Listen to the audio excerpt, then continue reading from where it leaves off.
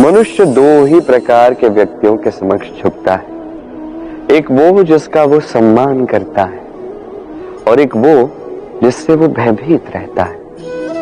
अब कोई व्यक्ति यदि आपके समक्ष झुकता है तो उसके पीछे कारण क्या है? आपके प्रति सम्मान या आपके प्रति भय, ये आपको समझना है।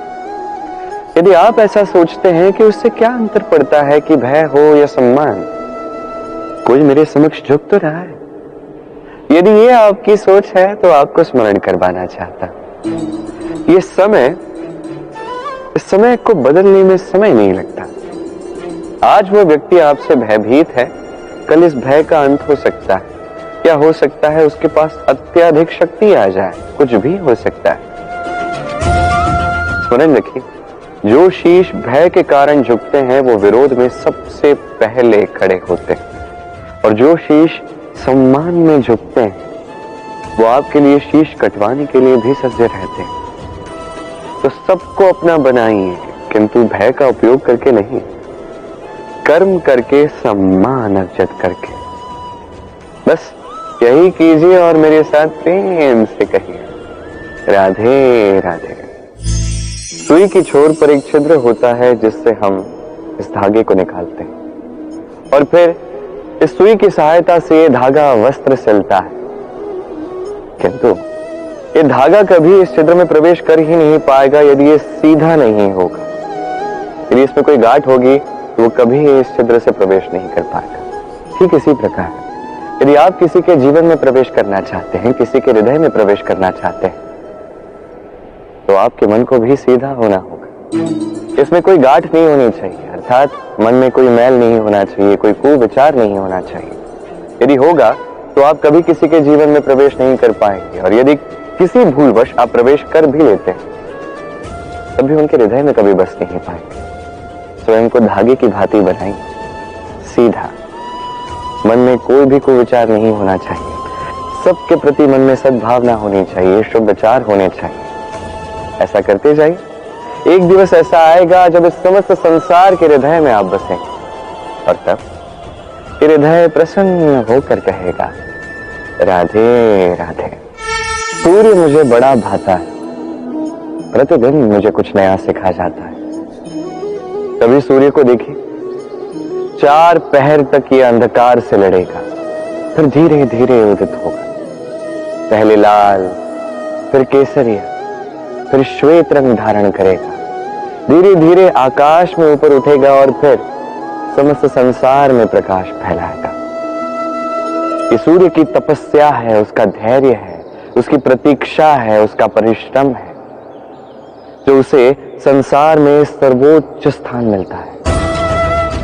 यदि आप भी इस संसार में सूर्य की भांति महान बनना चाहते हैं, सूर्य की भांति इस संसार में सर्वोच्च स्थान पाना चाहते हैं, तो आपको भी सूर्य की ही भांति तपस्या करनी होगी, प्रतीक्षा करनी होगी, धैर्य रखना होगा, परिश्रम करना होगा।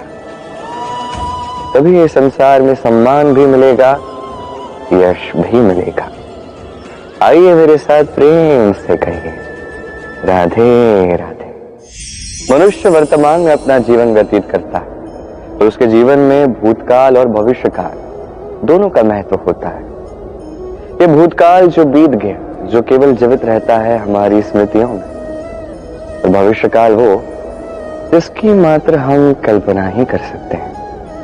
अब भूतकाल की कुछ स्मृतियां ऐसी होती हैं जो हमारे लिए आनंदमयी नहीं होती, कटु होती हैं, दुखदायी होती हैं, पीड़ादायक होती हैं। हम जो कुछ भी कर लें उसे तो बदल नहीं सकते, किंतु भविष्यकाल, उसकी रचना तो हम कर सकते हैं। यदि आज हम श्रेष्ठ कर्म करें, यदि आज का ये दिवस हम आनंद के साथ व्यतीत करें, सुख के साथ व्यतीत करें, एक एक क्षण हम आनंद और प्रेम के साथ व्यतीत करें, आज के आपके ये कर्म आपका भविष्य निर्धारित करते हैं। आज आप जो भी जिएंगे वो भविष्य में जाके भूतकाल बनेगा, और तब आपको ऐसी स्मृतियां मिलेंगी जहां आपने एक एक क्षण प्रेम और आनंद के साथ व्यतीत किया, और वो स्मृतियां मीठी होंगी।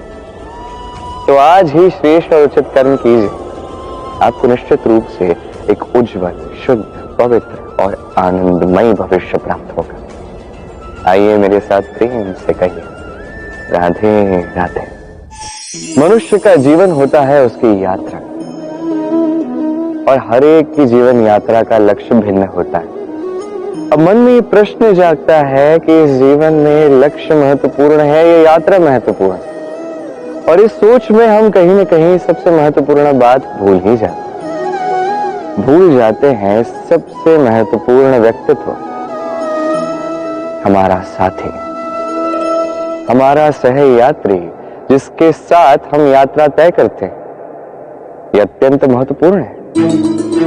अब स्वयं देखिए, मेघों से वर्षा की एक बूंद गिरती है, उसका लक्ष्य होता है धरा, उसकी यात्रा होती है समस्त वायुमंडल, किंतु उसे कौन सा साथी मिलता है उस पर देखिए कितना कुछ निर्धारित होता है।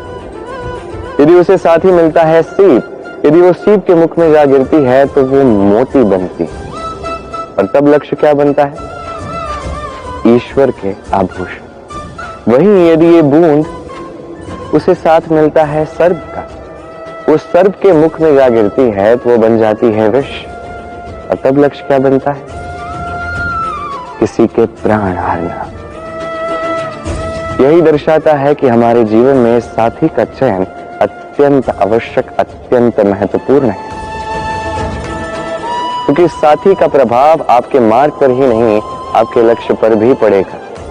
कभी कभार तो ये आपके लक्ष्य को भी बदल देगा, कभी उचित प्रकार से, कभी अनुचित प्रकार से। यह आपके चयन पर निर्भर करता है। तो एक श्रेष्ठ साथी का चयन कीजिए और मेरे साथ प्रेम से कहिए, राधे राधे।